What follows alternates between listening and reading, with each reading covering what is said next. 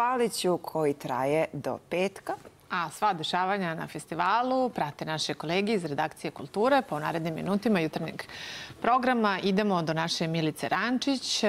Ime otkako je Pariz poslednji put bio domaćin olimpijskih igara, prošao je tačno 1 vek i do danas se promenilo mnogo toga, ali je jedno ostalo isto. Olimpijsko zlato smatra se najprestižnijom nagradom koju jedan sportista može da osvoji.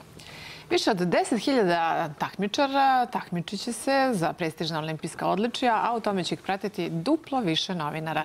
Njihov zadatak je da zabeleže svaki trenutak, uspeh i emociju i zato su olimpijske igre mnogo više od sportskog nadmetanja. To najbolje znaju oni koji su imali privilegiju da prožive tu avanturu, poput našeg dugogodišnjeg dragog kolege Laze Bakmaza. Zato reč sada prepuštamo našoj reporterki Katarini Mišić i nju ćemo da pitamo. Slušati Lazu Bakmaza, a eto, radujemo se i predstavit ćemo olimpijskim igrama. Na hipodromu.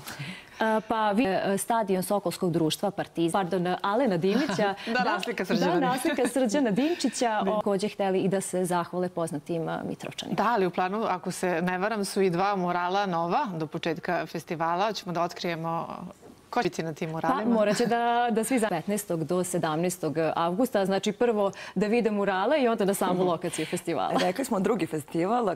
Tako da su ljudi pozitivno odreagovali na to da se decentralizuje ta kulturna, muzička ponuda Vojvodine, tako i šire. Da, a kako inače zaživalo udruženje Art Front? Brojne aktivnosti su već iz ovog udruženja. Pa jeste, mislim, za relativno kratko vreme su kulturne scene. Tako da mislim da i tekako napreduju, da se napreduju u toj misiji, da se... Imate li ideju da se sa festivalom nastavi, da dobije neku tradiciju? Definitivno je to ideja. Mi murali, ko će znati. Hvala vam lepo što ste bili naša gošća ovog jutra i eto, nadam se da smo zainteresovali, naravno, naše gledalce. I Mitrovčani, nas koji mi smo iz Mitrovice, zaista impozantan spisak izvođača. Tako je, dođite nam od 15.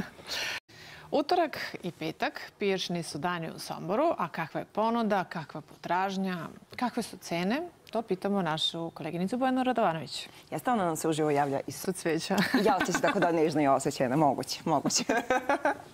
Da li ste čuli za pojam svetlosno zagađenje? To predstavlja sporedni efekat urbanizacije, a odnosi se na bilo koji oblik veštačkog osvetljenja čiji intenzitet ima štetan efekat na živi svet.